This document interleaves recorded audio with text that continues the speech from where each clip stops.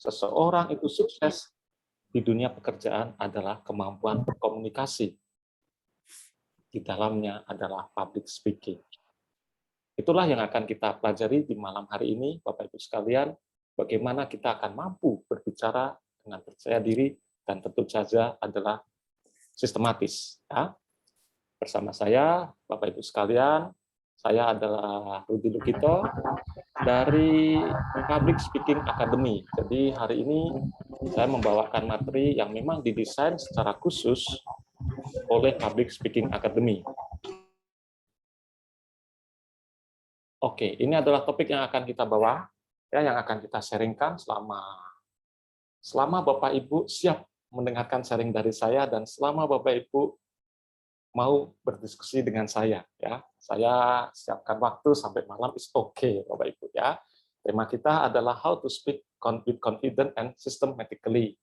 Ya, saya Rudi Lukito dari Public Speaking Academy. Selain itu saya juga punya satu lembaga training and coaching, yaitu Coaching Sertrova. Ini profil saya, Bapak Ibu. Nama saya adalah Rudi Lukito, meskipun website saya adalah Rudi Sugiono. Jadi sejak kemunculan kakek Sugiono, saya mulai menyembunyikan nama Sugiono, supaya tidak ditenggarai sebagai keluarga dari kakek Sugiono. Saya perhatikan ada banyak ibu-ibu, maka harapan saya tidak perlu mencari tahu siapa kakek Sugiono. Kalau biasanya bapak-bapak sudah pasti tahu. Saya coba pastikan dulu, siapa di antara ibu-ibu yang sudah tahu kakek Sugiono? Tolong angkat tangan. Tolong kasih reaction, tolong kasih reaction. Oh, oke. Saya pastikan, oke, tidak ada. Saya senang Bapak Ibu kalau ibu-ibu tidak tahu kakek Sugiono, jadi tidak perlu dicari.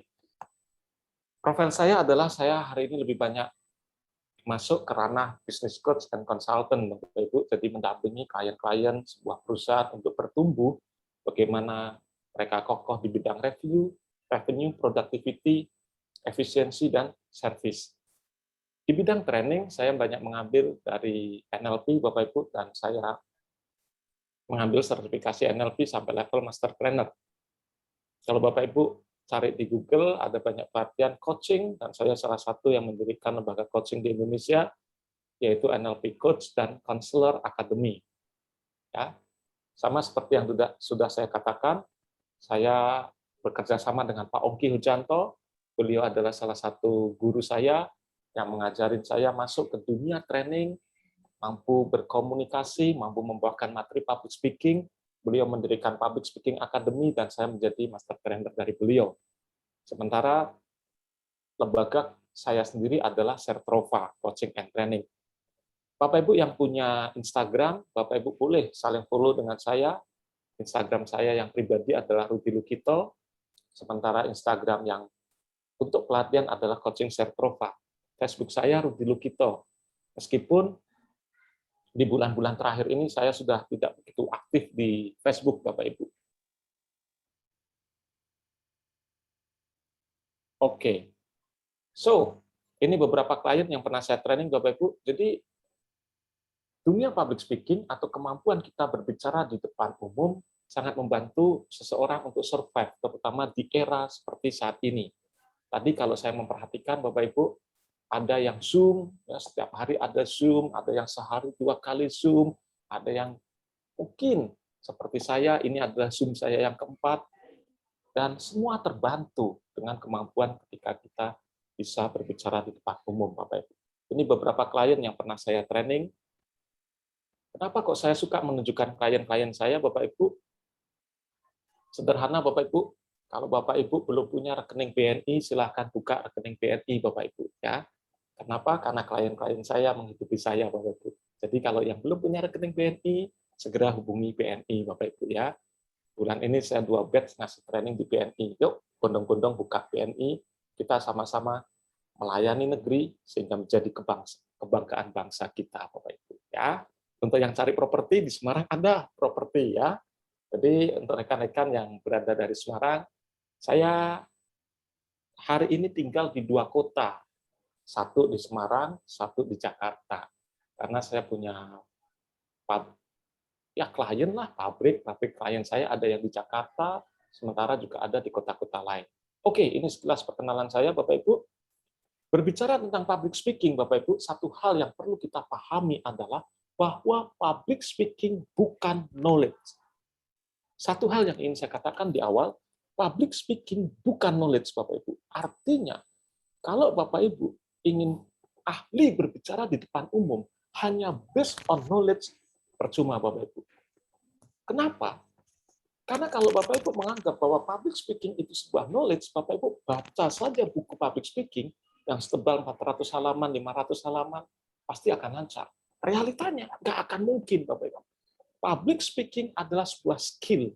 Berbicara tentang skill pasti akan ada adjustment antara apa yang kita pelajari dengan apa yang akan kita alami di lapangan. So, malam hari ini, di waktu yang diberikan kepada saya, harapan saya, Bapak Ibu, yuk kita saling sharing.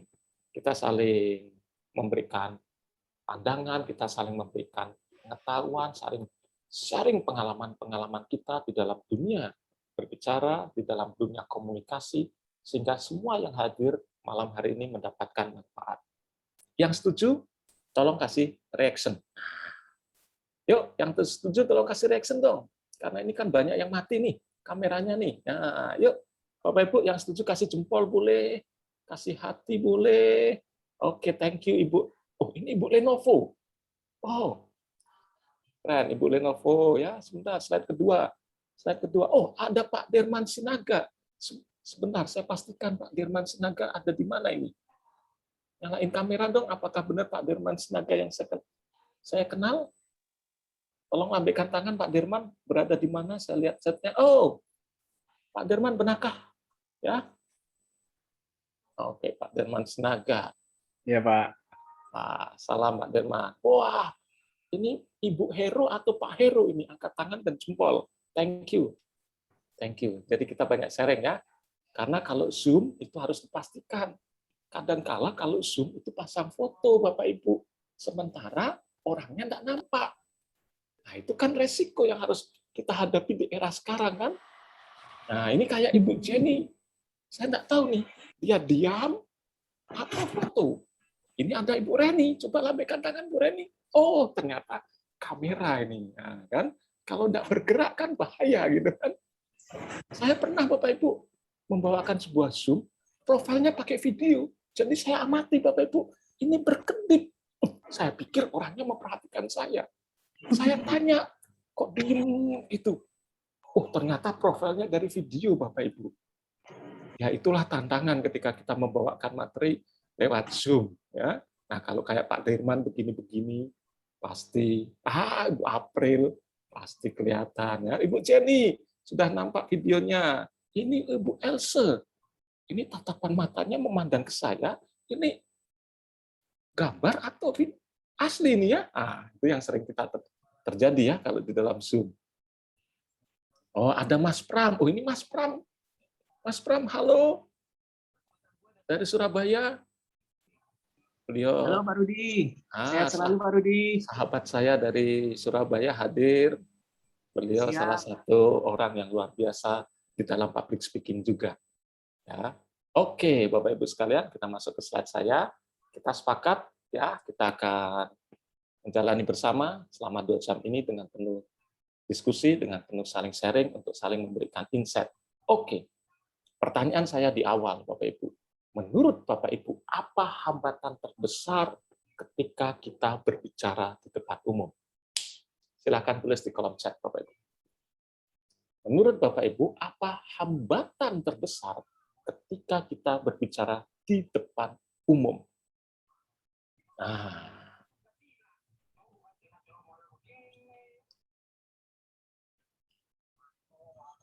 wah, ini ada yang pakai kalimat menarik ini. Ya kan? Apa yang akan dibicarakan? Good. Gugup, oke. Glossophobia. Wah, ini Pak Robin. Apa ini maksudnya Pak Robin? Jangan-jangan banyak sekali orang-orang yang belum tahu nih glossophobia ini.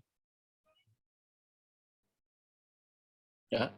Keberanian, nervous, gugup, grogi, tidak percaya diri, nggak confident, malu, kehilangan fokus, grogi, takut membosankan, percaya diri, materi, dan kepercayaan diri, maintain perhatian audiens, deg-degan, takut salah, gugup, wah banyak sekali ya. Thank you Bapak Ibu sekalian, thank you. Thank you ya, luar biasa. Anda membuat saya jauh lebih ikut bersemangat karena Anda juga aktif. Tidak tertarik dengan apa yang akan saya sampaikan, jadinya down duluan. Thank you Pak Budi Kurniawan, thank you sharingnya ya. Wah, sharing-sharing Bapak Ibu membuat saya juga semakin semangat nih Bapak Ibu. Oke, kalau Bapak Ibu simpulkan, ada satu lagi Bapak Ibu, kesulitan menyusun pembukaan untuk 10 menit pertama. Oke, ada Pak Ari, takut ada yang lebih pintar. Ini keren.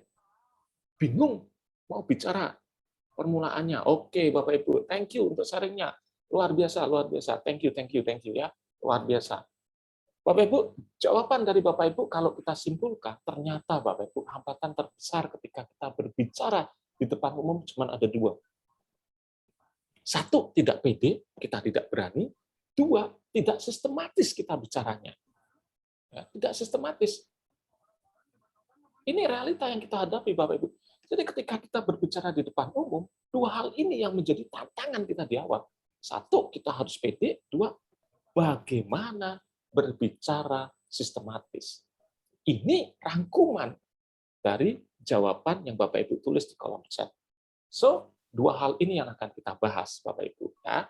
Dua hal ini yang akan kita bahas di dalam sharing malam hari ini. Oke, kita lanjut Bapak Ibu. Ini sudah saya katakan di awal Bapak Ibu, survei dari National Association of Colleges and Employers USA tahun 2002, disurvei dari 457 pimpinan perusahaan, ternyata IPK bukanlah hal yang dianggap penting di dalam dunia kerja. Jauh lebih penting adalah soft skill, antara lain adalah kemampuan komunikasi. Kemampuan komunikasi ada dua, Bapak Ibu ya, one on one dan one to many.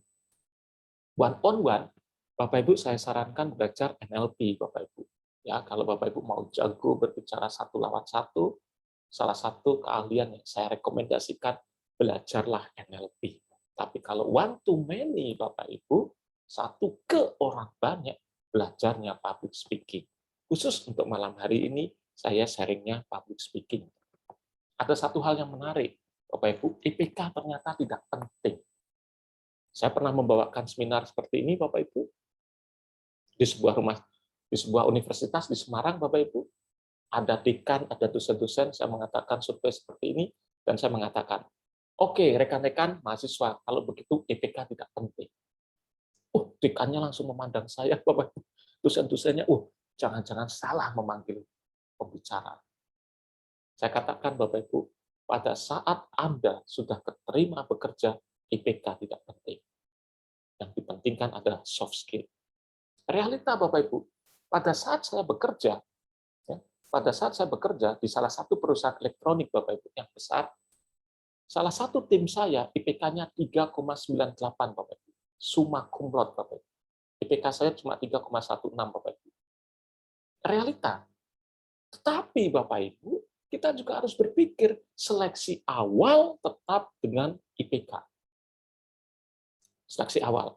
Maka IPK penting. Tapi begitu masuk, jangan pernah lupakan keahlian yang lain, Bapak Ibu.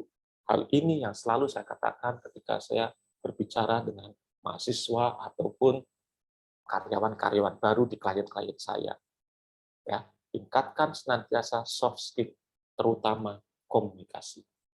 Anda punya ide sebagus apapun, kalau Anda tidak mampu mengkomunikasikannya, percuma, Bapak Ibu. Saya sering bercanda kepada teman saya, Bapak Ibu. Ya, saya sering bercanda kepada teman saya sering berkata kepada teman saya begini, orang pintar, kalau bicaranya itu nggak lancar, tidak dapat menyampaikan ide-ide, bicaranya nggak sistematis, ya kan? Tidak tahu bagaimana menyampaikan gagasan, tidak antusias, kelihatan bodoh, Bapak Ibu. Ya kan? Tapi orang yang bodoh, orang yang biasa-biasa saja, kalau dia mampu bicara dengan antusias, semangat, penuh energi, sistematis, Bapak Ibu, kelihatan pintar. Saya sering bercanda sama teman saya. Saya tidak tahu Bapak Ibu setuju atau sepakat dengan saya atau tidak, Bapak Ibu. Ya, ini candaan saya kepada teman-teman saya. Surveinya seperti ini, Bapak Ibu. Mari kita lanjut. Realitanya, Bapak Ibu, kalau kita berbicara tentang rasa takut, Bapak Ibu, sebetulnya rasa takut itu adalah hal yang wajar, Bapak Ibu. Rasa takut adalah hal yang wajar. Rasa takut tidak dapat dihilangkan, Bapak Ibu, tetapi bisa diatasi atau dikendalikan. Jadi kalau kita punya paradigma bahwa kalau kita mau bicara di depan umum, sepanjang segala hayat tidak akan ada rasa takut, bohong, Bapak Ibu. Bohong, bohong. Anthony Robbins, ya, motivator nomor 1 di dunia, pada saat mau melakukan seminarnya juga kadang masih loncat-loncat. Yes, yes, yes. Realita.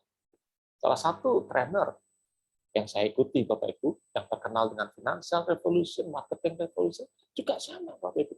Saya sendiri masih mengalami rasa takut, Bapak Ibu. Jadi rasa takut itu wajar. Menjadi tidak wajar kalau kita dikendalikan oleh rasa takut. Harusnya kita yang mengendalikan, Bapak Ibu. Saya hari ini masih takut ke Bapak Ibu, masih nervous. Beberapa waktu yang lalu, saya harus melatih orang-orang yang levelnya di atas saya, Bapak Ibu. Bagaimana saya melatih coaching seorang dokter, Bapak Ibu? Nervous tak nervous, Bapak Ibu? Ya kan?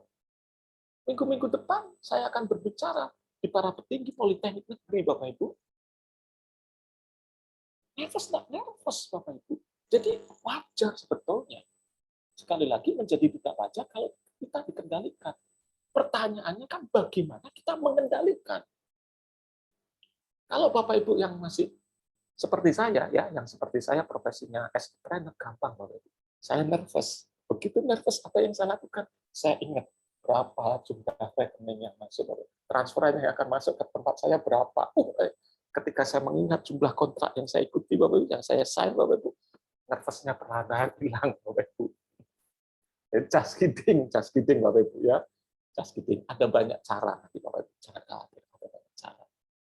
Prinsipnya sederhana, Bapak Ibu. Rasa takut itu wajar. Rasa takut itu wajar. Saya sebelum pandemi, Bapak Ibu, meeting dengan salah satu komisaris. Komisaris, Bapak Ibu.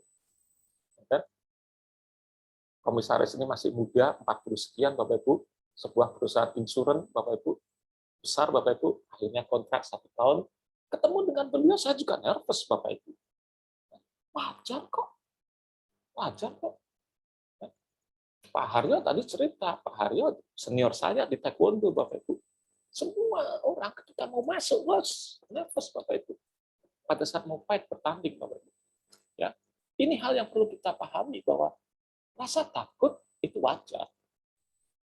Dan rasa takut tidak dapat dihilangkan. Maksudnya, tidak dapat dihilangkannya dalam tanda kutip, Bapak Ibu. Ya. Maksudnya, hari ini kita dapat mengatasi, besok ada kemungkinan kita mengalami nervous lagi. It's okay. Yang penting kita tahu caranya mengendalikan. Oke. Ya, mengendalikan.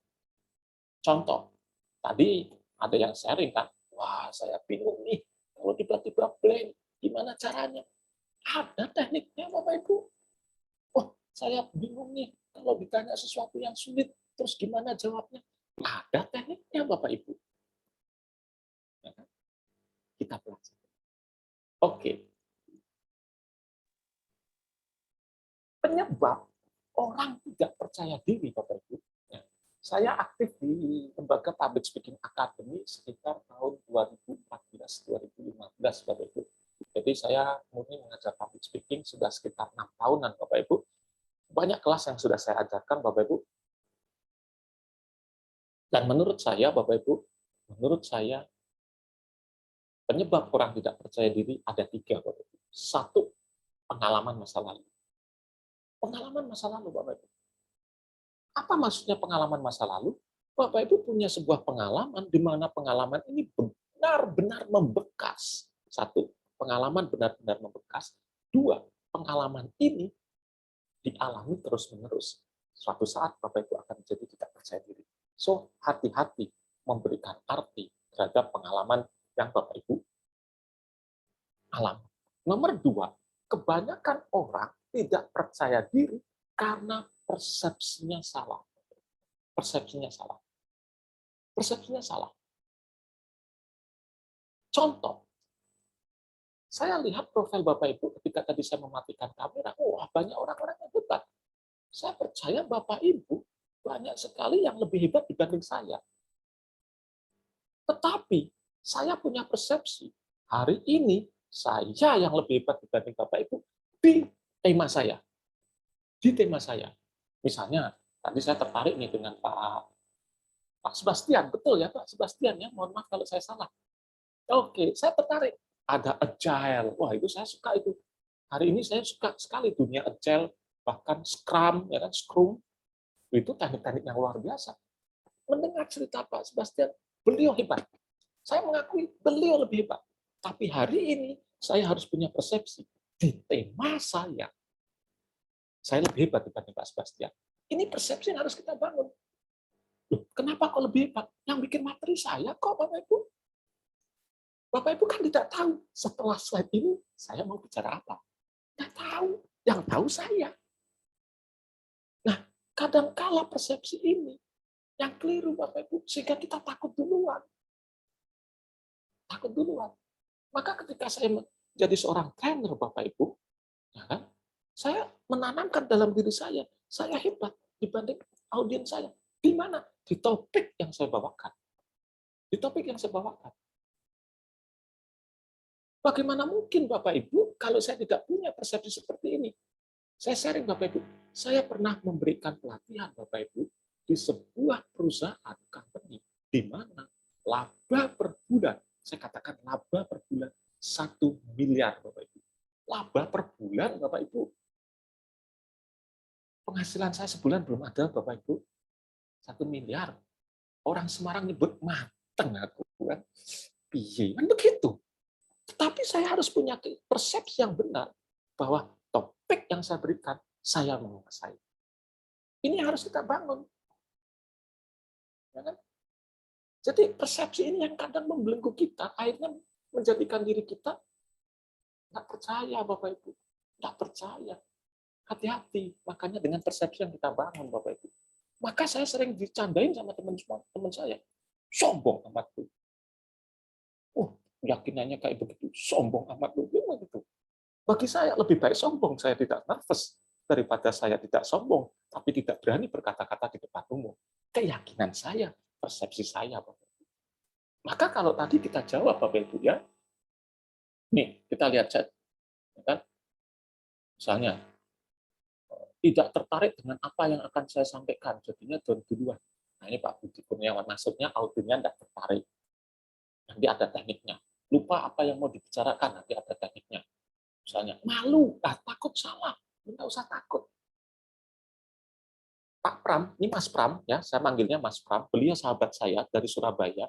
Beliau mengatakan, trainer public speaking juga, loh rekan-rekan. Kalau Mas Pram mengatakan, yang diajarkan Pak Rudi salah. No, ini versi saya.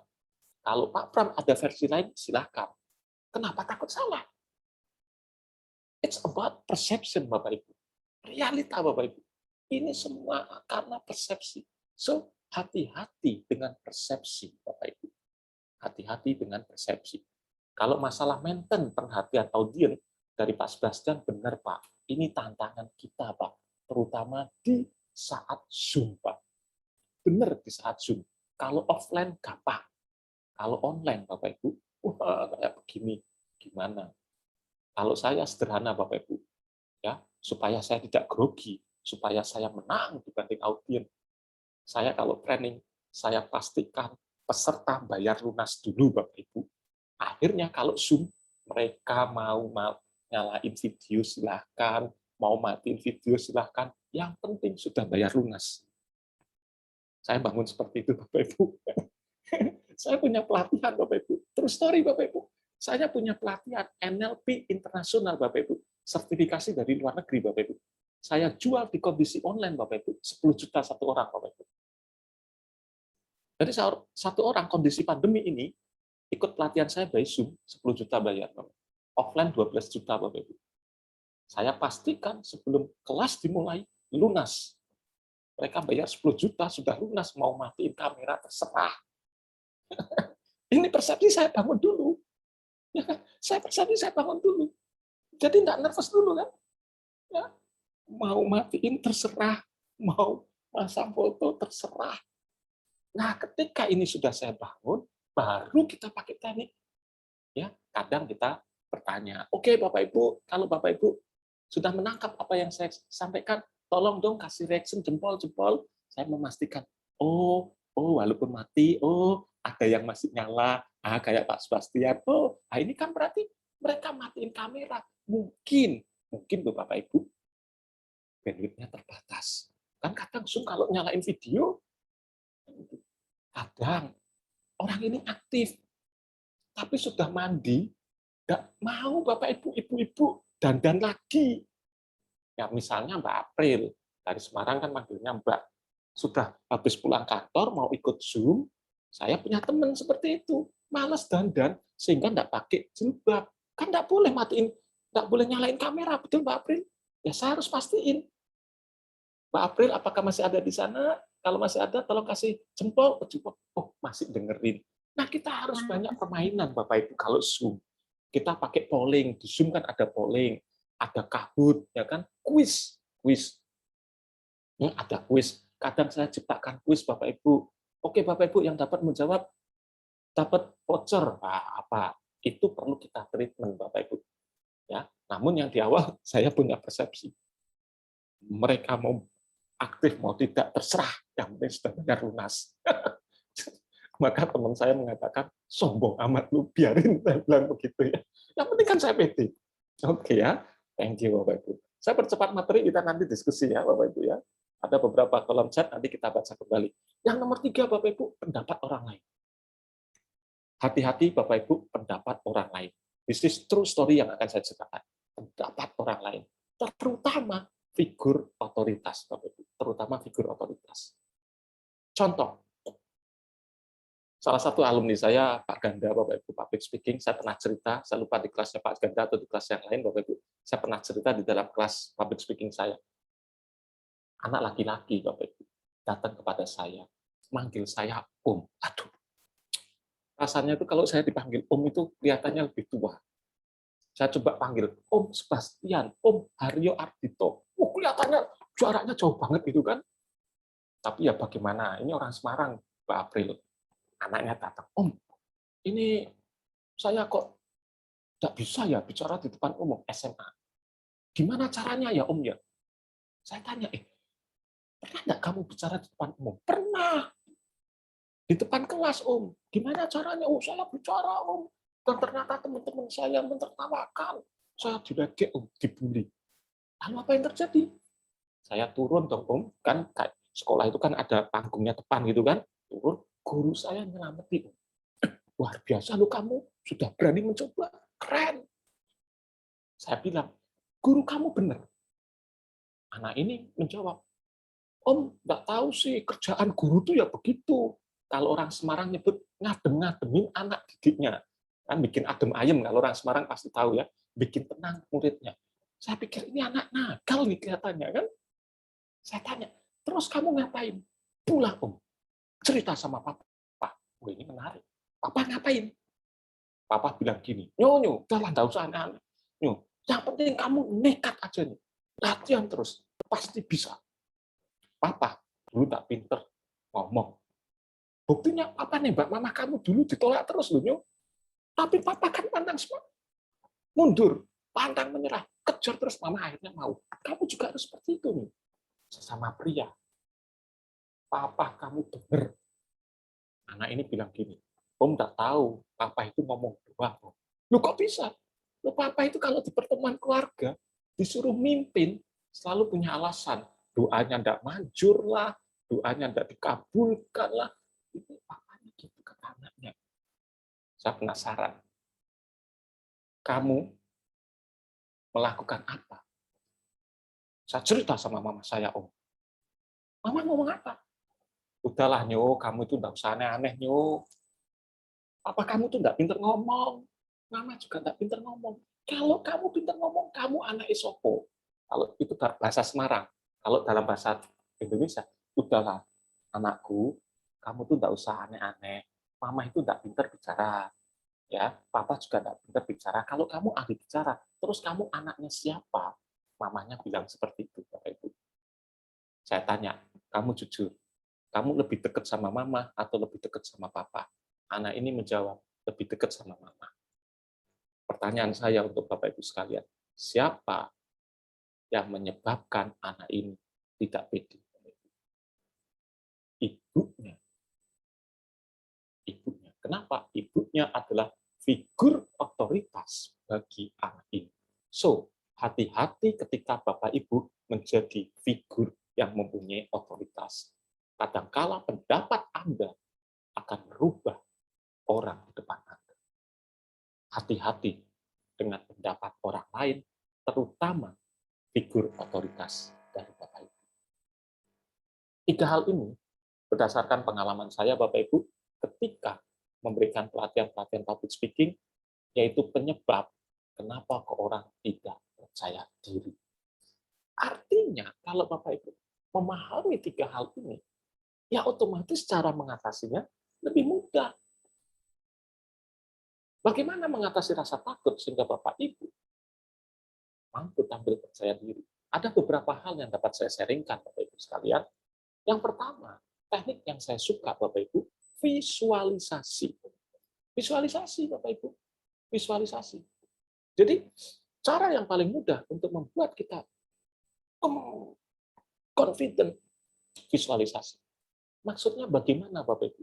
Maksudnya pada saat Bapak Ibu itu ingin berbicara, ingin ketemu seseorang, pikirkan Bapak Ibu, bayangkan yang baik-baik dulu. Ciptakan sedemikian detail Bapak Ibu, alami perasaannya seperti apa, munculkan rasa percaya diri, dan nikmati Bapak Ibu. Otak manusia tidak dapat membedakan mana yang real, mana yang imajinasi. Visualisasi. Saya kalau ada kelas offline Bapak Ibu, hanya saja 1,5 tahun ini saya tidak berhasil mengadakan kelas public speaking online Bapak Ibu. Saya buka kelas public speaking online Bapak Ibu, yang tertarik ikut 3 orang, 4 orang. Ya. Yang mau ikut offline, sudah ada sekitar 12 orang Bapak Ibu. Dia bertanya, kapan diadain offline? Kapan diadain offline? Saya yang tidak berani saat ini Bapak Ibu. Kalau offline, saya selalu latih. Sebelum orang berbicara di tempat umum, visualisasi. Powerful banget Bapak Ibu. Powerful banget. Powerful banget. Yang kedua Bapak Ibu, mau tidak mau, rahasia kita menjadi expert di topik yang kita bawakan.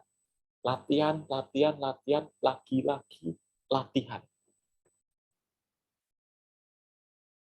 Maksudnya apa? Ujung-ujungnya Bapak Ibu, kalau Bapak Ibu mau Bapak Ibu, flying watch yang menentukan Bapak Ibu. Tahu ya flying watch ya? Yang tahu siapa Bapak Ibu? Ada yang tahu flying watch? Yang tahu tolong dong kasih tanda dong yang tahu. Biar saya tidak perlu mengartikan flying watch, tahu nggak? Flying watch tahu nggak? Watch jam, ya kan? Ini kan watch ya, jam. Flying terbang. Berarti apa? Jam terbang. Kita butuh latihan untuk mengasah jam terbang kita, Bapak Ibu. Mau tidak mau. Nomor 3, Bapak Ibu, yang dapat kita lakukan, kuasai panggung, Bapak Ibu. Kuasai panggung. Benar, kuasai panggung. Bapak Ibu, kalau Bapak Ibu itu training, memberikan presentasi di offline, please, jangan datang mendadak. Sudah datangnya mendadak, belum ngecek mic. Maju ke depan, baru ngecek mic.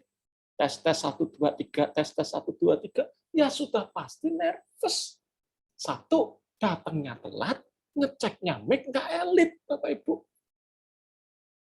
Saya belajar, Bapak Ibu. Ya, saya belajar. Kenapa kok Jack Ma itu orangnya keren, kaya lagi.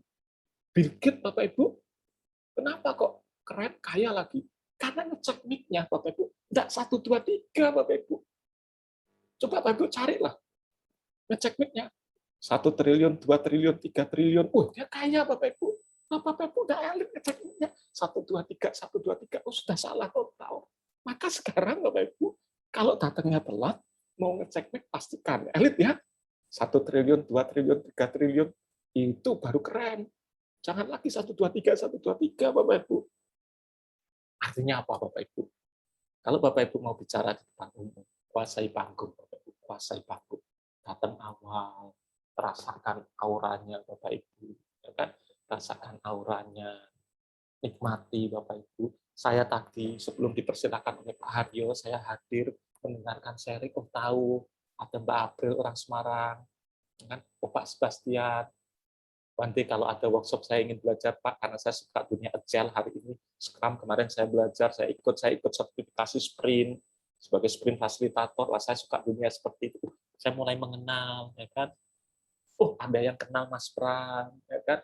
Sosialisasi Bapak Ibu. Orang Jawa menyebut Witing Trisno, Jalaran Soko Kulino, Bapak Ibu. Itulah nomor 4.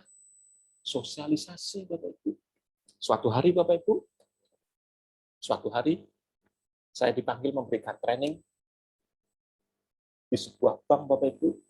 Bank ini adalah satu-satunya bank Bapak Ibu milik negara Indonesia Bapak Ibu. Ini adalah satu-satunya bank milik negara Indonesia Bapak Ibu. Kenapa? Karena yang lain adalah bank milik rakyat Indonesia. Nah, ini satu-satunya bank milik negara Indonesia. Maka namanya adalah Bank Negara Indonesia Bapak Ibu. Saya training di situ Bapak Ibu. Ya, ini camp. Pada saat saya datang Bapak Ibu, HRD-nya memberikan tanda kepada saya. Parti. Kenapa Pak?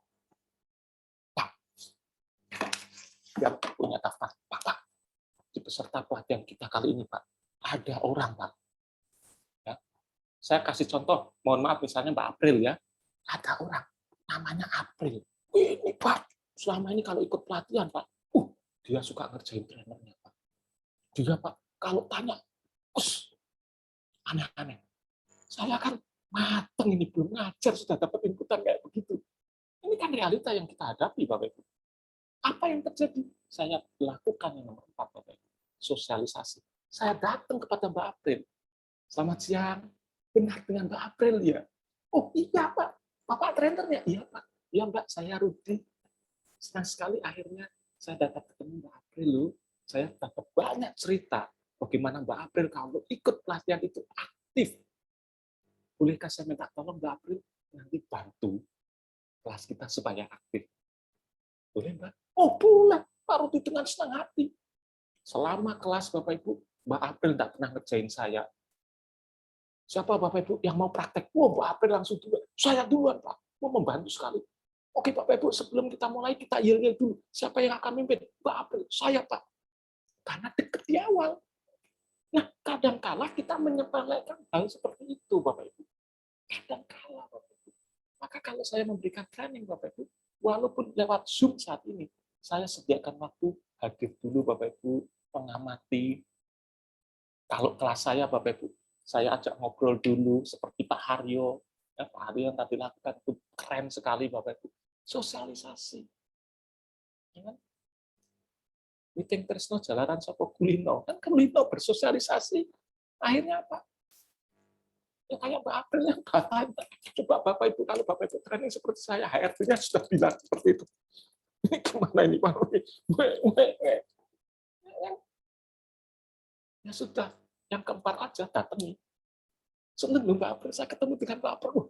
Saya itu mau berangkat ke sini sudah dapat cerita banyak tentang Mbak April dan saya ingin sekali ketemu, akhirnya ketemu. Thank you Mbak April, mau ikut kelas saya. Wah, dia dipuji seperti itu kan selangit. Bapak Ibu, basic manusia cuma ada 2. 1, dia suka cerita tentang dirinya sendiri. Yang kedua, basic manusia suka dipuji. Dari tatapan matanya, cara memiringkan kepala Mbak April hari ini cantik sekali. Terus Mbak April bilang, enggak, saya biasa-biasa saja. Ya sudah, saya tidak jadi muji. Kan dikatakan Mbak April, Pak Rudi tidak ikhlas ya. Manusia suka dipuji. Maka ketika saya punya data seperti tadi, saya datang, saya ajak sosialisasi. Nervousnya hilang, Bapak Ibu. Nervousnya hilang. Kan begitu, hilang. Saya pernah mau meeting, Bapak Ibu, Salah kostum, Bapak Ibu. Salah kostum. Saya meeting dengan komisaris sebuah insuran, Bapak Ibu. Hmm? Namanya komisaris, Bapak Ibu. Saya bayangannya, wah, pakai batik, pakai jas, atau minimal komisarisnya berbatik, ya, pakai jas. Saya siapkan, Bapak Ibu, batik lengan panjang.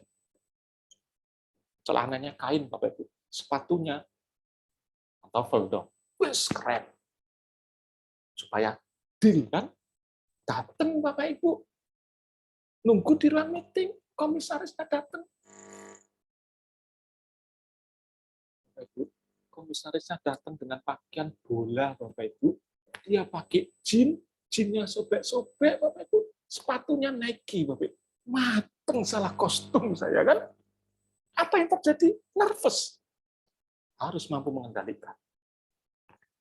Saya gulung, Bapak Ibu, batik saya gulung, ya kan? Saya gulung, saya ajak sosialisasi. Saya cerita bola. Misalnya komisarisnya Pak Sebastian. Oh, Pak Sebastian, Bapak suka bola, Pak, ya? Kalau boleh tahu, Pak, Bapak suka klub yang mana? Wes, dia cerita klub sepak bola. Wah, saya juga nggak tahu, Bapak Ibu, klub yang dia ceritakan. Minimal saya tahu Lionel Messi hari ini pindah klub. Tapi kalau klubnya Lionel Messi pakai strategi 4-4-2 atau apa, saya nggak tahu, Bapak Ibu. Saya dengerin. Oh gitu, Pak, ya. Menarik sekali, Pak. Terjadi, Bapak Ibu. Sosialisasi. Nervous saya hilang gara-gara salah kostum, Bapak Ibu. Itu realita yang kita hadapi, Bapak Ibu. Ya kan? Caranya seperti ini, Bapak Ibu. Mari kita lanjut. Mari kita lanjut. Oke. Ada chat ini. Mengerti? Kalau sudah memvisualisasi diri di depan audien, tapi audiennya cuek semua, lalu membuat kita nervous lagi, bagaimana cara kita mengembalikan kondisi rileks lagi? Good, thank you Pak Budi. Nanti kita jawab, wah Mbak April, meeting terus jalanan Pak Ono sing liya Pak. Good. Sosialisasi penting. Kasus Mbak April itu, yes, thank you. Ibu Yami, ya betul Bu, saya terbantu dengan sosialisasi. Ya, contoh-contoh tadi. Oke, kita lanjut dulu ya. Nah, ada satu teknik Bapak Ibu tolong, Bapak Ibu cari di Google bagaimana membuat anchor, Bapak Ibu, ya. Karena kalau ini saya temukan lama, Bapak Ibu cari di Google teknik membuat anchor. Saya tulis di kolom chat, Bapak Ibu. Ini teknik dari NLP, Bapak Ibu. Oh, sorry, ke private send, Bapak Ibu. Ya, Bapak Ibu, saya tulis di kolom chat. Bapak Ibu silakan baca, cari di Google teknik membuat anchor. Anchor. Maksudnya apa teknik membuat anchor itu? Kita dapat membuat satu tombol untuk membantu kita PD. Misalnya, dulu saya punya tombol anchor dalam diri saya. Kalau saya menempelkan jempol dengan jari manis saya seperti ini, ditambah kata dahsyat, dahsyat, dahsyat, ada rasa percaya diri muncul dalam diri saya. Ini teknik NLP, Bapak Ibu. Ya, ini teknik NLP. Namanya anchor, ya. Namanya anchor. Saya kasih contoh. Oke, Ibu Juli asli dari mana? Ibu Juli Christine? Saya tinggal di Depok. Di Depok. Ya, saya kalau di Jakarta Barat. Saya boleh pakai contoh ya, Ibu Juli ya? Boleh. Oh, boleh. Ini yang disebut anchor, Bapak Ibu. Saya suka sama Ibu Juli. Saya ngapelin dong Ibu Juli, ya kan? Datang ngapelin. Setiap kali saya datang kepada Ibu Juli, saya diputarin lagu Indonesia Raya. Woi, kan Ibu Juli kan patriot sejati. Jadi setiap kali saya datang diputarin Indonesia Raya. Datang diputarin Indonesia Raya. Datang diputarin Indonesia Raya. Suatu hari Ibu Juli dapat tugas dari perusahaannya keluar negeri. Lama 1 bulan. Nah, saya kan bingung nih. Biasanya setiap Sabtu Minggu saya datang ke tempatnya Ibu Juli didengerin lagu Indonesia Raya. Ini Bu Juli harus pergi. Akhirnya kalau di Jakarta ada mall Grand Indonesia namanya atau Pacific Place, ya. Kita ke Grand Indonesia. Saya datang ke Grand Indonesia, jalan-jalan sendirian. Tiba-tiba ada konter yang muter lagu Indonesia Raya. Pertanyaan saya, pada saat saya tiba-tiba mendengar lagu Indonesia Raya, apa yang saya ingat? Saya. Ibu Juli. Betul, itulah yang namanya anchor, Bapak Ibu. Oke. Itu yang namanya anchor. Jadi kita dapat membuat anchor untuk ketika kita mengalami nervous, tekan tombol itu, boom, PD.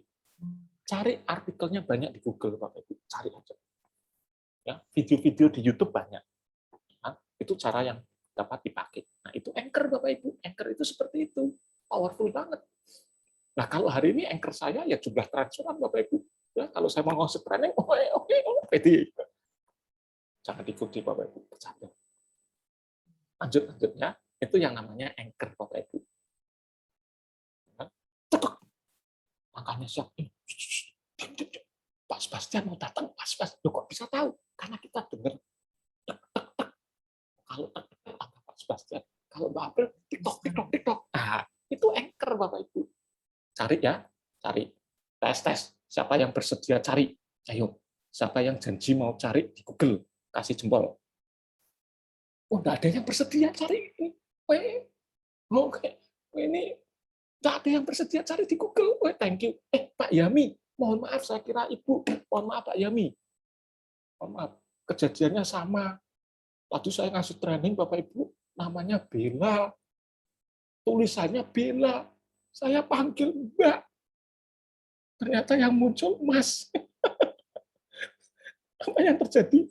Ya sudah, besok ketemu saya traktir soto orang Semarang, ya BNI Karangayu, Mbak April. Besok saya traktir soto lah, ketemu lah ya. Pak Yami, mohon maaf, thank you Pak atas sharingnya. Ya. Rekan-rekan siapa yang tadi bersedia cari anchor? Saya belum lihat ini. Sebentar, nggak ikhlas ini ngasih jawabannya ini. 1, nggak ada yang bersedia ngasih anchor ini. 2, ya, berarti nanti buka minta ke Pak Haryo, ya kan? 1 sesi lagi khusus belajar anchor. Rayu Pak Haryo. Janji ya, Rayu Pak Haryo ya. Itu Pak Rudi tolong panggil lagi khusus ngajarin anchor gitu ya. Nanti kalau waktunya sempat saya ajarin di Google banyak sekali Bapak Ibu ya. Oke. Jika saat berbicara di depan umum ada rasa nervous dan ingin ke kamar mandi, bagaimana cara mengatasinya? Ini gampang. Ini gampang. Gampang. Saya jawab langsung Pak Joko. Jawab langsung. Oke Bapak Ibu sekalian, saya kan ingin ke belakang nih. Saya ingin ke belakang. Tapi kan saya nggak elit dong bilang, Bapak Ibu sekalian, mohon maaf saya mau ke belakang dulu. Nanti daripada saya pipis di sini, nggak elit. Oke Bapak Ibu sekalian, ada banyak hal yang sudah kita pelajari. Karena itu, saya kasih waktu 5 menit, Bapak Ibu tolong tuliskan 10 insight yang Bapak Ibu dapatkan mendengarkan saya. Ya, 10 insight. Saya kasih 10. Kira-kira sampai saya pulang pipis belum selesai, Bapak Ibu. Tapi kalau cuma 1, sudah pasti selesai. Tolong Bapak Ibu tuliskan 10 insight yang Bapak Ibu dapatkan pada saat awal sampai saat ini mendengarkan sesi saya. Oke, clear? Nah, saya pipis, Bapak Ibu. Pulang, belum selesai. Tinggal kita, ayo Bapak Ibu, masak nulis 10 saja, enggak bisa, toh lama. Kita gantian marahi dia. Kasih tugas. Pak Joko, kasih tugas. Enggak usah. Kasih tugas saja. Kalau perlu, silakan tuliskan 10 insight. Kalau offline ya, silakan tuliskan 10 insight, lalu kalau sudah, sharing satu sama lain. Udah. Kalau tidak ke toiletnya, untuk yang kecil, toiletnya yang besar. Kasih tugas yang panjang. Gitu aja kok. Gampang kalau yang ini. Kalau yang ini gampang jawabannya ya. Ya benar ya. Setuju ya Pak Joko ya. Oke, jadi sekarang tapi please Bapak Ibu, Bapak Ibu kalau jadi peserta, lalu disuruh tolong tuliskan 10 insight, jangan berpikir ini pasti mau ke toilet, ini pasti trainernya ke toilet, ya enggak boleh gitu. Itu beneran kadangkala. Ya, diajarin begini, terus nanti kalau Pak Dirman Sinaga tadi mau ngasih tugas saya, oh pasti mau ke toilet, ya jangan gitu juga. Ya. Itu ya Pak Dirman. Oke, kita lanjut ya. Oke ya, gampang. Nanti yang belum terjawab kita lanjutkan. Oke, kita lanjut Bapak Ibu. Nah, Ini satu diagram yang saya suka, Bapak Ibu. Ini satu diagram yang saya suka. Bagaimana sih kita dapat bicara dengan antusias? Ingat Bapak Ibu, dalam dunia public speaking, antusiasme itu menular. Dalam dunia public speaking, antusiasme itu menular. Artinya Bapak Ibu, kalau kita antusias, orang akan antusias. Kalau kita trainernya aja antusias, Bapak Ibu, aduh, saya jamin Bapak Ibu, audiens Anda tidak antusias. Maka kita harus antusias dulu. Nah, bagaimana caranya antusias? Satu, confident. Kalau kita percaya diri, kita akan antusias.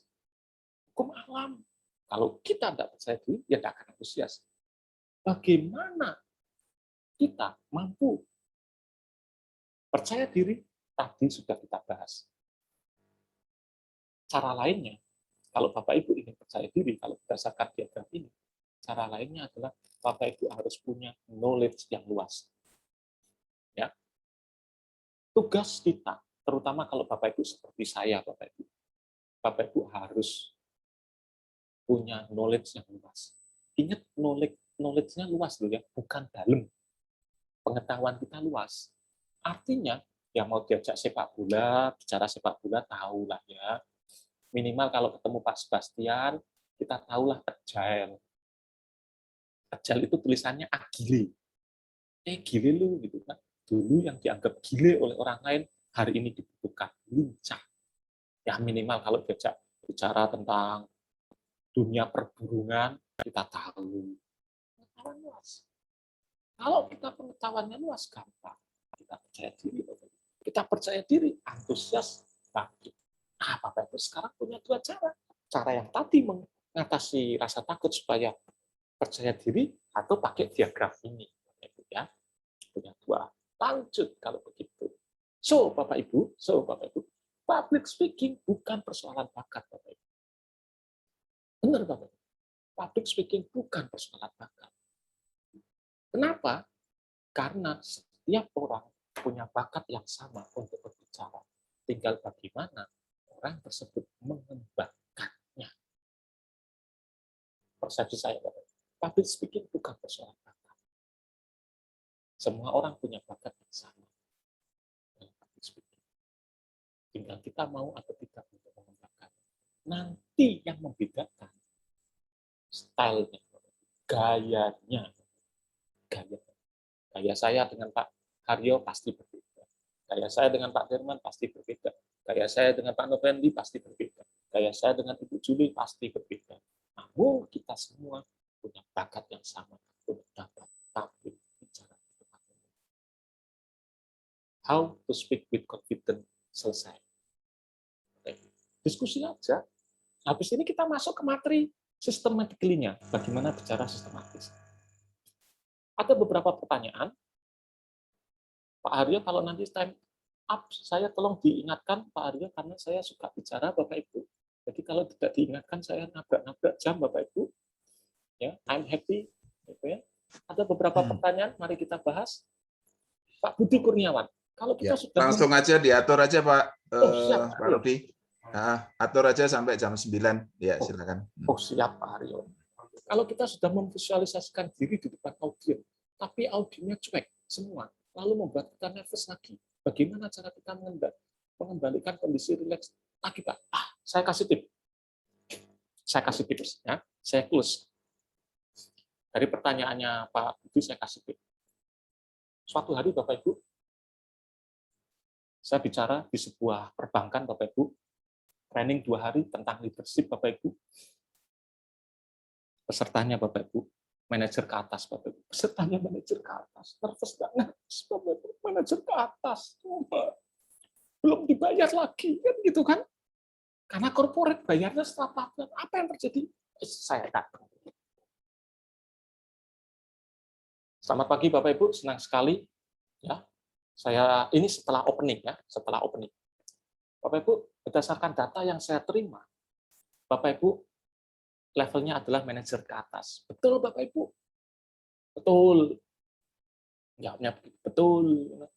Dan menurut pengalaman saya bekerja, Bapak Ibu, orang yang levelnya manajer ke atas, 1, pasti kalau diberi tugas bertanggung jawab. 2, dia kalau melakukan pekerjaannya pasti dengan semangat. Yang ketiga, dia pasti akan terlibat untuk mensukseskan kegiatan kantornya. Maka saya percaya, karena Bapak Ibu levelnya manajer ke atas, itulah yang akan Bapak Ibu lakukan selama training dengan saya. Yaitu Bapak Ibu akan terlibat aktif, karena Bapak Ibu seorang manajer. Bapak Ibu akan bertanggung jawab terhadap tugas yang diberikan oleh kantor Bapak Ibu, yaitu Bapak Ibu akan mengikuti training ini dengan antusias. Betul Bapak Ibu, otomatis semua manajer jawab betul. Kalau tidak jawab betul, ada komisarisnya. Kan begitu kan?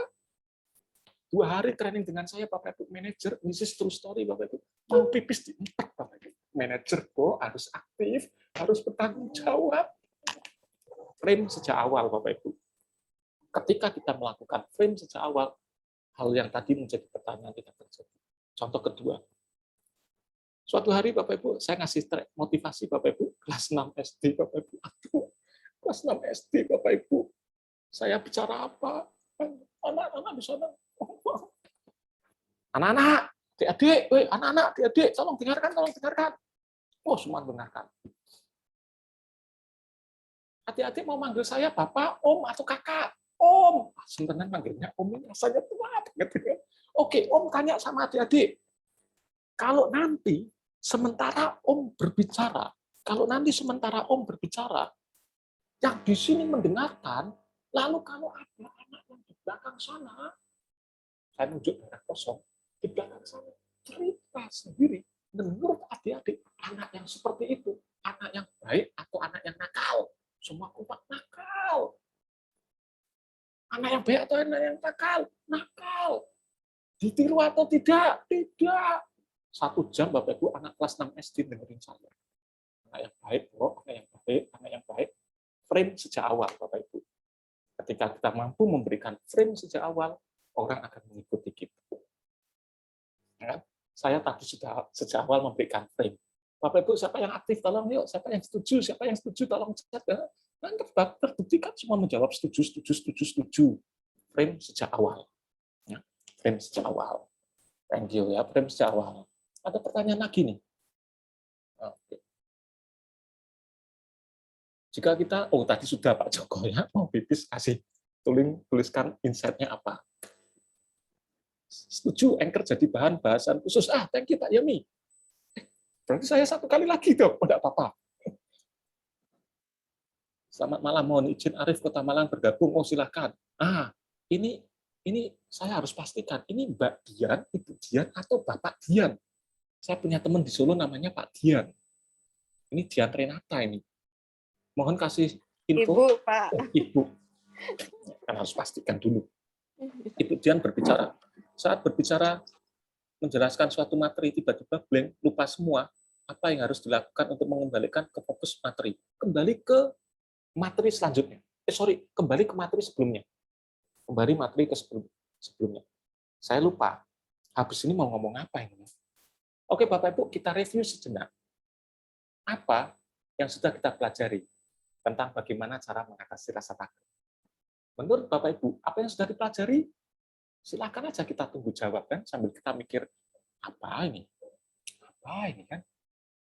Sambil nunggu jawaban dari audien, kita mikir, apa ini? Tapi tidak ketemu-ketemu. Asem tenang, tidak ketemu-ketemu. Gimana? Kasih tugas. Oke, Bapak Ibu. Setelah Anda mendengarkan saya, tolong tuliskan 2 hal yang akan Bapak Ibu lakukan setelah selesai training.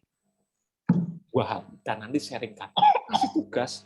Setelah kasih tugas, kesempatan saya, Bapak Ibu, untuk cari contekan. Cari contekan begitu saja. Kasih tugas, cari contekan. Menyelamatkan. Clear ya? Ibu Dian ya, kasih tugas. Itu berarti pengalaman ya Pak Rudi. Itu pengalaman berarti Pak Rudi. Pengalaman Pak. Pengalaman. Maka kalau nanti saya kasih tugas, lupa materi ya. Pengalaman. Oke, Dian sudah. Apa perbedaan pengetahuan yang luas dengan pengetahuan yang dalam? Yes, thank you, Ibu Juli. Pengetahuan luas itu segini, dalam itu segini. Luas segini, dalam segini. Luas segini kalau kita lihatnya begini juga jadi dalam. Bu, minimal saya tahu jenis-jenis sayuran, Bu. Ya, jenis-jenis sayuran, kangkung, bayam, kol, jenis-jenis sayuran. Tetapi kalau saya suruh memasak sop bening, sayur bening, saya tidak tahu, Bu. Ketika kita mengetahui pengetahuan yang dalam, berarti kita tahu betul. Oh, kalau bayam itu tidak boleh dimasak melebihi misalnya 1 jam, dalam sekali. Kalau yang cowok-cowok tahu sepak bola, dia tahu Bapak Ibu. Tahu. Kenapa kok sepak bola? Itu ada yang sebutannya striker, ada yang kiper. Nah, itu tahu betul. Strategi sepak bola seperti apa, itu tahu betul. Tahu betul. Itu yang namanya pengetahuannya dalam. Kita benar-benar menguasai hal tersebut. Kalau kita penguasaan politiknya dalam, kita tahu. Arah politik Indonesia seperti apa, kita tahu. Tapi kalau pengetahuan luas, ya minimal kita tahu lah. Kalau diajak bicara tentang politik, kita nyambung. Gitu Bu Julia, beda pengetahuan yang luas, pengetahuan yang dalam. Saya kalau diajak ngobrol sama Pak Sebastian tentang dunia agile, minimal bisa nyambung. Tapi kalau disuruh sampai dalam-dalamnya, luas. Ada yang teriak tidak. Tolong diselamatkan itu Bapak Ibu, ada yang teriak tidak. Jadi hal-hal yang diinginkan mungkin itu. Bagaimana cara seorang introvert pendiam mulai latihan public speaking yang baik dan benar? Ya latihan. Ibu Ariska mau tidak mau latihan, paksa diri latihan. Saya punya alumni banyak kok yang awalnya introvert. Public speaking dapat dipelajari. Latihan. Mau tidak mau latihan. Saya punya banyak alumni yang introvert, hari ini trainer. Yang bedanya nanti seperti saya. Kalau orang seperti saya extrovert. Minta kecapnya dong, Pak. Bentar, Bapak. Kalau saya orang ekstrovert, itu kalau training, wah, kalau offline pencilaan Bapak Ibu, wah, kalau introvert, diem. Beda saja pembawaannya, Bapak Ibu. Beda saja pembawaannya. Gitu ya. Oke, sudah habis. Masih ada waktu? Kita masuk, Bapak Ibu. Ya, materi lagi. Oke. How to speak systematically, Bapak Ibu. Bapak Ibu, supaya kita mampu berbicara secara sistematis, ada 3 hal yang perlu kita pahami, Bapak Ibu. Menurut Aristoteles, kalau kita ingin berbicara dengan sistematis, ada 3 hal yang perlu kita kuasai. 1 etos, 2 logos, 3 pathos. Apa itu etos? Etos itu berarti kita kredibel. Bapak Ibu, etos itu kredibel. Kredibel dan dapat dipercaya, itu etos. Etos berarti kredibel dan dapat dipercaya. Ketika Bapak Ibu mendengarkan saya, Bapak Ibu secara tidak sadar menilai saya, kok ini orang etos enggak sih? Ini orang etos enggak toh? Kredibel enggak toh? Membawakan materi public speaking. Kita mengalami hal yang sama. Maka pada saat kita ingin berbicara, 3 hal ini dipegang Bapak Ibu. Etos, logos, pathos. Etos berarti kredibel, dapat dipercaya. Bicara kredibel Bapak Ibu, bicara etos, ada 2 hal. 1, jam terbang, 2, karena pendidikan. Supaya kita etos, 1, karena jam terbang, 2, karena pendidikan. Contoh. Mohon maaf dulu ya Bapak Ibu. Yang Kristen, yang Muslim, ketemu dengan pemuka agama, diajarin cara masuk surga. Pertanyaannya, beliau sudah pernah masuk surga belum? Ayo. Nah, kok percaya? Itulah yang disebut kredibel secara pendidikan. Saya punya teman Bapak Ibu, seorang psikolog Bapak Ibu, masih muda Bapak Ibu, pacaran berantem Bapak Ibu. Dia psikolog keluarga Bapak Ibu, hari ini kliennya Bapak Ibu, suami istri yang bertengkar Bapak Ibu. Dia etos secara pendidikan. Jadi etos dicapai oleh 2 hal Bapak Ibu, karena jam terbang, karena pendidikan. Logos berarti yang kita sampaikan masuk akal Bapak Ibu. Masuk akal. Jadi setelah kita kredibel, yang kita sampaikan ketika dicerna masuk akal. Dan yang ketiga, pathos berarti kita punya daya tarik emosional. Kita belajar. mainkan nada suara, mainkan gerak tubuh Bapak Ibu, sentuh emosi peserta, dan 3 hal ini dapat kita pelajari. Ethos, logos, pathos. Menurut Aristoteles. Ya, menurut Aristoteles. Lanjut. Ethos, logos, pathos, Bapak Ibu. Ethos, logos, pathos itu kalau di breakdown ada 7 rahasia bagaimana kita menjadi seorang public speaker Bapak Ibu. Ada 7 rahasia Bapak Ibu. Yang nomor 1, jadilah produk dari materi Anda. Jangan menghafalkan atau mengingat materi Bapak Ibu. Jangan menghafalkan atau mengingat materi Bapak Ibu ya. Jadilah produk dari materi Anda. Materi Anda ya. Yang nomor 2, kata-kata yang kita sampaikan bukan hanya sekedar kata-kata Bapak Ibu, tapi harus mengandung perasaan dan emosi.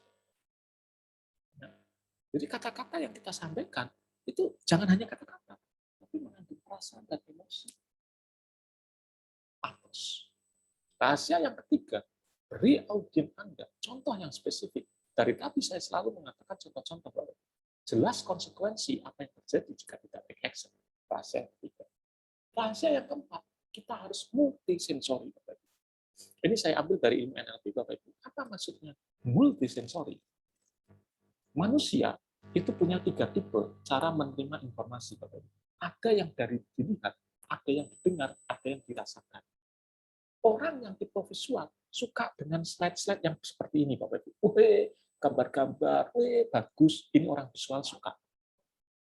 Orang auditori suka dengan intonasi yang naik turun, cepat lambat, kejelasan suara, itu orang auditori suka. Orang kinestetik, kalau dalam dunia offline, kasih mereka praktek. Kasih sentuh emosi, Bapak Ibu. Cerita yang mengharu, biru, suasana diperhatikan, dan lain sebagainya. Itu adalah orang kinestetik. Ya, maka pastikan Bapak Ibu, mulai sekarang kalau Anda pakai slide, Bapak Ibu, ya pakailah gambar-gambar yang menarik. Ya, gambar-gambar yang menarik.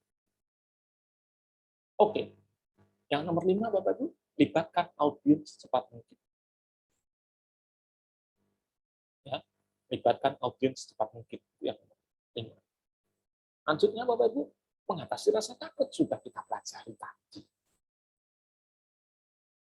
Yang nomor 7, Bapak Ibu, mampu menjawab pertanyaan yang sulit. Seorang pembicara harus mampu menjawab pertanyaan yang sulit. Itu ya, pertanyaan yang sulit. Oke, rahasia yang 7. Nanti kalau ada waktu kita tanya jawabannya, Bapak Ibu, saya kejar materi dulu ya. Ini struktur presentasi, Bapak Ibu. Ya. Jadi kalau kita berbicara presentasi, struktur presentasi yang membuat kita sistematis ya, adalah seperti ini. Powerful opening, perkenalan diri, lalu main point, ada ilustrasi, ada review main point, dan powerful closing. Ini sesuai standar dari Public Speaking Academy, Bapak Ibu. Ya. Jadi di lembaga yang saya ikuti, Public Speaking Academy, struktur presentasinya supaya sistematis seperti ini. Powerful opening, topik, perkenalan diri, agenda, ada body, ya, poin utama. Kalau ada 10, berarti ada 10 poin. Ini contohnya 3, masing-masing ditambah ilustrasi, Bapak Ibu. Ya. Masing-masing ditambah ilustrasi supaya audiens paham. Apa maksud ilustrasi? Apa maksud ilustrasi? Contoh-contoh. Bagaimana ketika kita sudah visualisasi, lalu nervous, audiens cuek. Kalau saya tidak pakai ilustrasi, buat atau pakai teknik yang namanya frame. Frame apa ya? Saya kasih contoh. Ini loh yang saya lakukan. Ini loh yang teman-teman. Oh, itu maksudnya. Itu namanya ilustrasi. Contoh yang membuat pendengar kita lebih memahami apa poin yang ingin kita sampaikan. Conclusion, isinya ada 2, review of main point dan powerful closing. Oke. Pembagian waktu presentasi Bapak Ibu seperti ini ya, 10 80 10. Nah, foto saja Bapak Ibu. Kita belajar sedikit 3 opening yang menarik Bapak Ibu. 3 killer ways to open your presentation. Masih ada waktu. Yang nomor 1 powerful present. Ingat caranya seperti ini ya.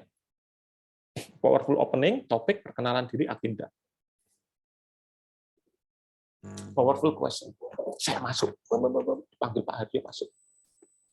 Tidak terasa, kita sudah melewati masa COVID 1,5 tahun. Banyak sekali bisnis yang saya amati tumbang. Banyak bisnis yang saya lihat mati segan hidup pertama. Namun, ada juga beberapa bisnis yang saya amati justru bertumbuh. Tahukah Bapak Ibu, apapun bisnis Bapak Ibu, tahukah cara yang paling powerful untuk kita pakai era yang kita sebut the next normal ini? Bersama saya, Rudi Lukito, topik yang akan kita bahas hari ini adalah strategi membuat bisnis kita bertumbuh di era the next normal. Selama 2 jam ke depan yang akan kita pelajari adalah A, B, C, D, E. Powerful question, Bapak Ibu. Ya, kisi-kisinya Bapak Ibu, apapun bisnis Bapak Ibu, kalau Bapak Ibu ingin sukses di era the next normal, belajar sama Pak Haryo, yaitu digital marketing. Salah satu kisi-kisinya ya, Bapak Ibu. Oh, ada piring jatuh. Ya, itu dengerin saya, piringnya jatuh. Next, cara yang kedua story, Bapak Ibu. Cara yang kedua story. Jadi sama seperti tadi, tapi bentuknya story. Catatan, Bapak Ibu. Kalau Bapak Ibu mau menceritakan sebuah kisah lucu, ada beberapa guide-nya. Satu, jangan berkata.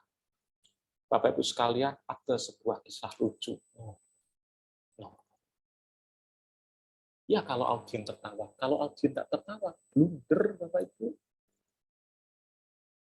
Maka sebuah kisah lucu, kalau tidak membuat audiens tertawa, menjadinya story biasa. Kan cerita biasa. Cerita yang menurut Bapak Ibu itu motivasi, tapi diceritakan kepada audiens, dan audiens tertawa, jadinya humor. Kan begitu. Jadi kalau Bapak Ibu mau cerita, tak usahlah diambil-ambil. Ada sebuah cerita. Apalagi pada saat pembukaan.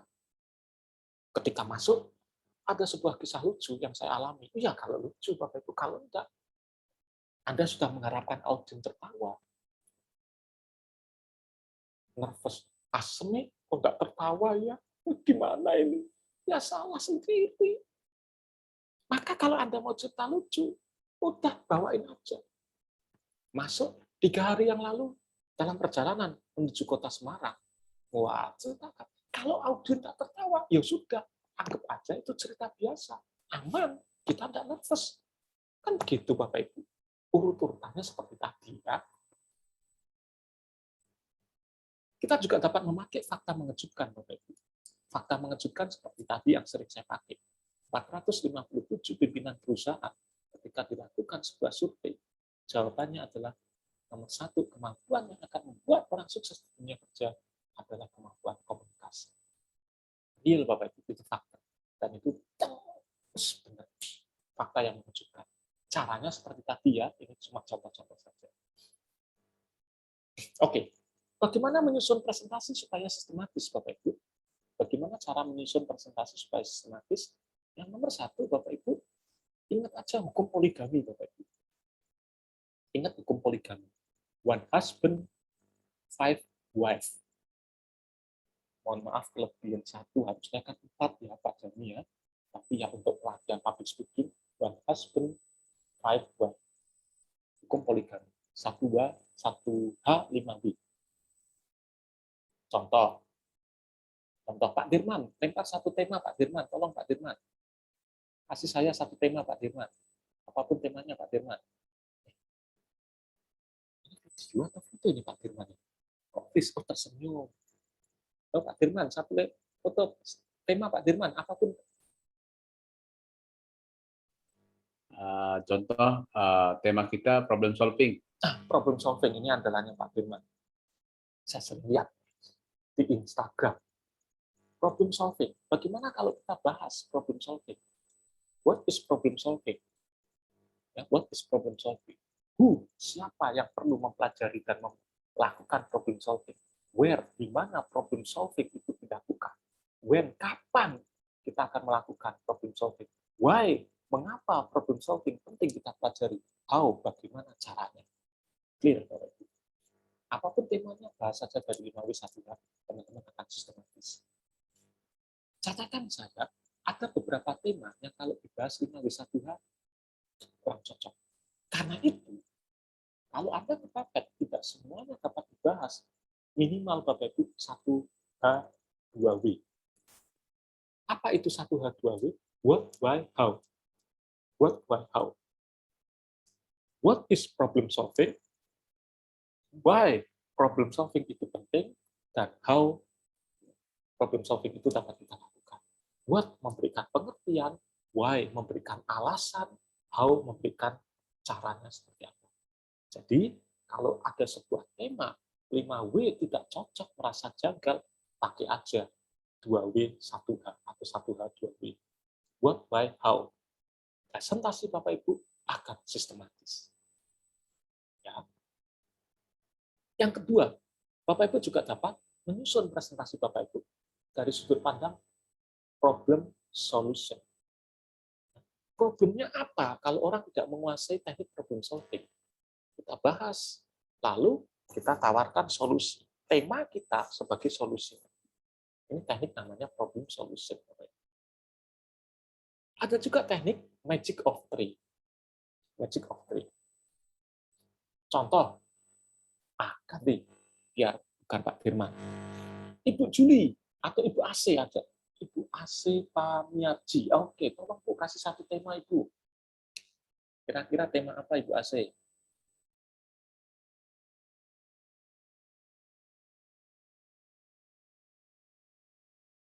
Bagaimana diam pada saat presentasi? Oh, itu tema. Bukan ya? Masih kemit kelihatannya Bu AC. Oh, Ibu Suryanti, closing insurance, keren. Closing insurance. Bapak Ibu, wah ini untung pertanyaannya closing insurance Bapak Ibu, Suryanti. Ya, beberapa hari ini saya banyak sekali meng-coaching agent insurance Bapak Ibu. Kita masuk ke sini. Tema yang diajukan oleh Bu Susiati adalah closing insurance. Bagaimana cara closing di insurance Bapak Ibu? Ada 3 poin penting. Ada 3 poin penting. Ada 3 poin penting yang akan saya bahas. Satu, Anda harus tahu siapa orang di depan Anda. Saya akan bahas itu. Dua, setelah Anda tahu siapa orang di depan Anda harus tahu kebutuhan dia apa. Saya akan bahas bagaimana menggali kebutuhan. Yang nomor 3, saya akan bahas poin yang ketiga, bagaimana membujuk dalam tanda kutip atau bagaimana mempengaruhi orang di depan kita. 3 poin ini yang akan saya ajarkan. Ya, kita tahu siapa orang di depan kita, profilingnya kayak apa, kita tahu kebutuhannya dia apa, kita tahu cara untuk membujuk atau mempengaruhi orang tersebut. 3 poin penting. Selesai ya. Oke, ada chat lagi. Oke, yes, Pak Bambang Purnomo, boleh. Oke ya, 3 poin penting. Kalau Bapak Ibu kebingungan, 3 poin pentingnya apa ya? Temanya, cinta di era pandemi. Aduh, apa ini? Cinta di era pandemi. 3 poin pentingnya apa ini? Misalnya yang disuruh membawakan masih jomblo lagi. Apanya sebenarnya? Nggak usah khawatir Bapak Ibu. Kalau Anda kepepet, tidak tahu 3 poin utamanya, bahas saja. What, why, how. What, cinta di masa pandemi. Why, mengapa di masa pandemi tetap kita perlu menumbuhkan cinta. How, bagaimana caranya. Selesai Bapak Ibu. Sistematis presentasi Bapak Ibu. Nah, begitu ya. Lanjut. So, Bapak Ibu, jangan lupa semua main point tambahkan ilustrasi. Contoh-contoh ya. Next, powerful closing supaya sistematis Bapak Ibu. 1, ajakan. Oke Bapak Ibu, ingat review dulu ya.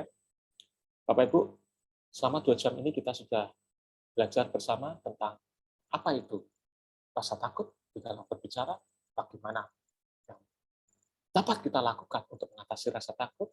Yang ketiga, kita sudah berbicara 3 poin penting dari Aristoteles. Yang keempat, kita sudah belajar bagaimana membuat presentasi kita menjadi lebih sistematis. Karena itu, saya mengajak Bapak Ibu untuk melakukan, untuk mempraktekkan bla bla bla bla, terserah. Atau Bapak Ibu pakai story. Saya sering menutup training saya pakai story, terutama kalau tentang leadership Bapak Ibu. Ya. tentang leadership. Saya suka sebuah kisah yaitu Tenzin Norgay, Bapak Ibu.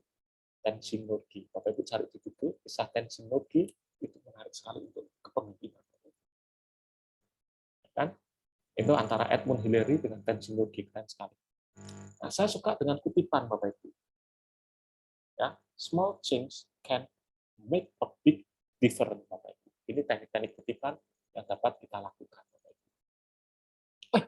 Ternyata slide saya banyak juga ya, Bapak Ibu. Sebentar. Saya harus izin dulu, Bapak Ibu. Ini ternyata slide saya kok ada materi presentasi tanpa persiapan.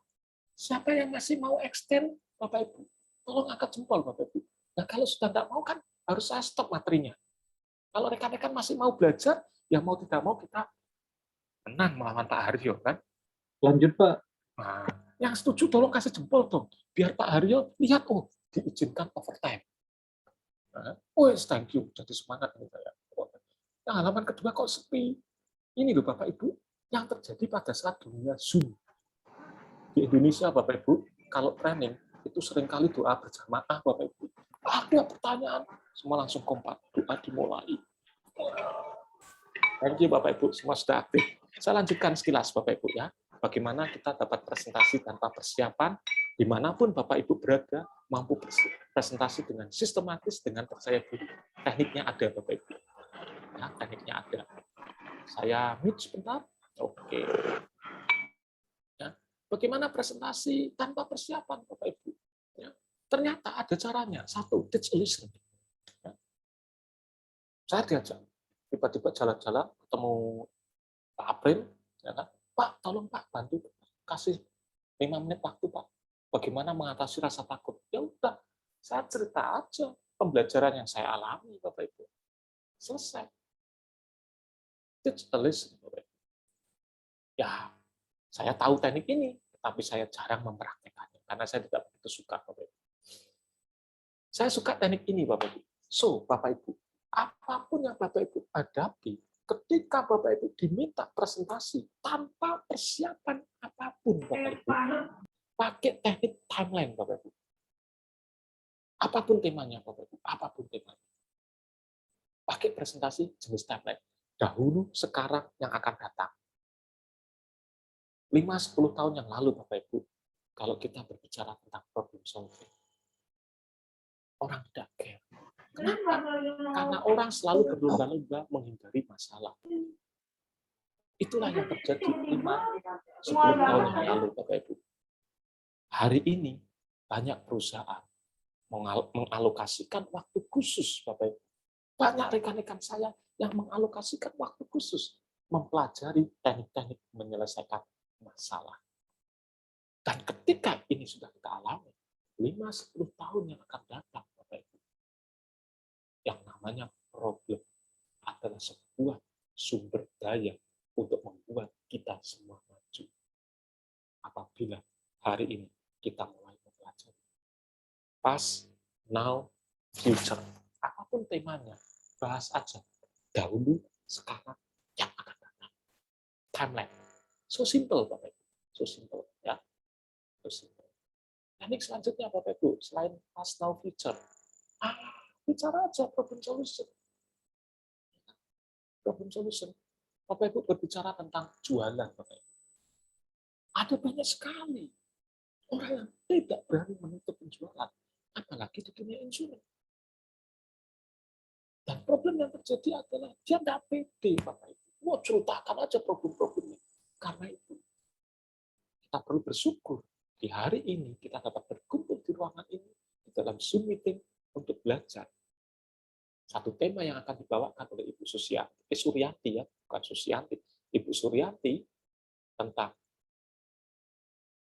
closing yang powerful di dunia insurans. Udah, saya membawakan tema dari problem dan solution.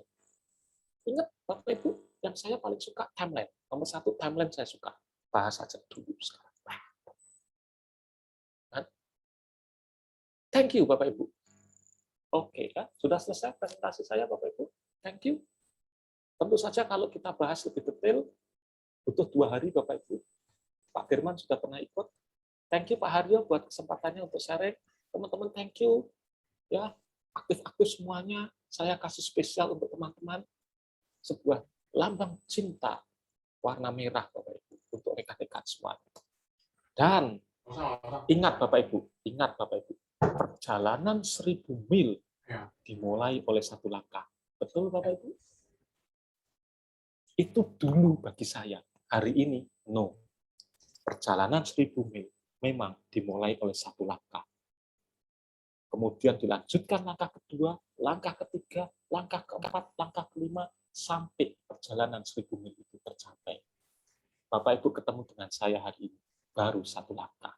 Besok butuh langkah kedua, langkah ketiga, langkah keempat, sampai 1000 mil itu dapat Bapak Ibu capai.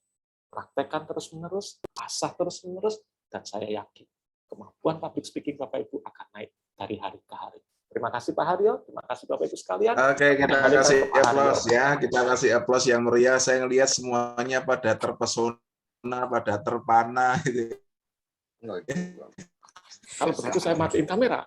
Sore. Ya, Thank you Pak Haryo. saya mati pada terpesona ya. Bayangin 2 jam luar biasa ya. 1,5 jam. Oke. Nah, siapa yang mau praktek? Ya, siapa yang mau praktek untuk langsung praktek? Silakan. Ya, nyampaikan kesan-kesannya boleh, nyampaikan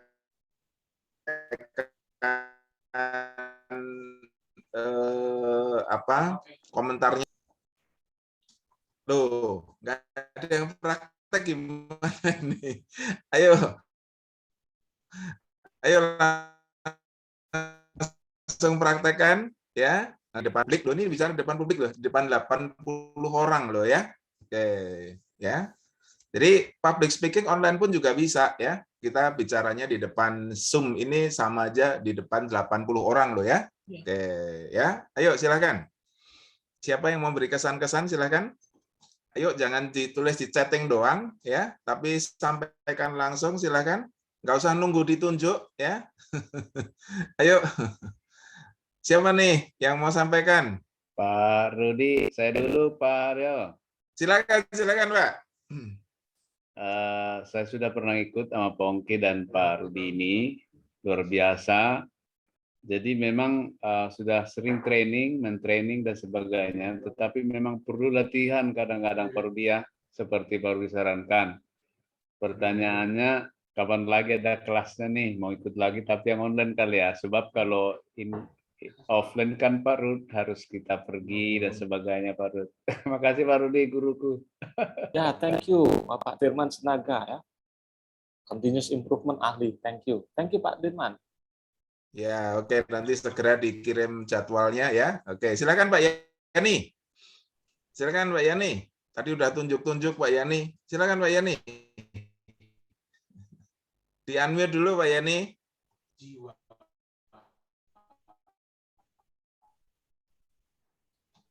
Pak Yani di-unmute dulu. Pak Yani di-unmute dulu mic-nya. Pak Yani. Ya, oke, silakan Pak. Selamat malam semuanya. Selamat malam. Pak Rudi yang luar biasa. Malam ini saya bisa belajar banyak bagaimana menjadi public speaker. Ilmunya luar biasa dan saya akan belajar mempraktekkannya.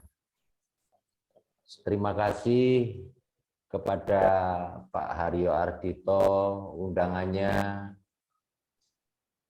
Pak Ganda dari Blair Management.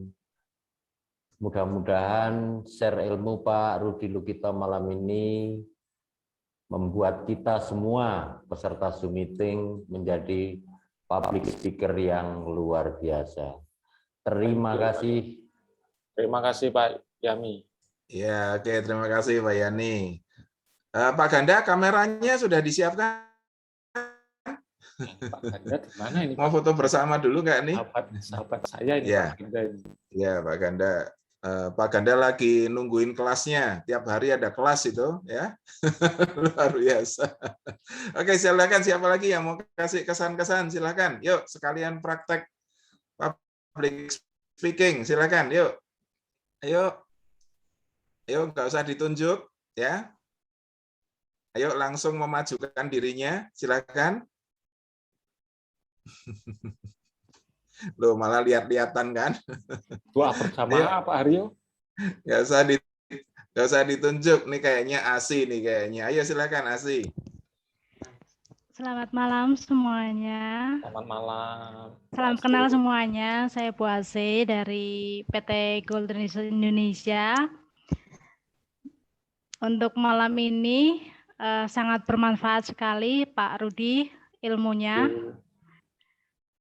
Dan ini mereview saya waktu saya berbicara di depan staf saya, misalkan saya sebenarnya kurang percaya diri saat memberikan kayak speech gitu Pak. Makanya saya sangat tertarik waktu Pak Supriyadi sharing mengenai Zoom ini. Saya langsung ikut.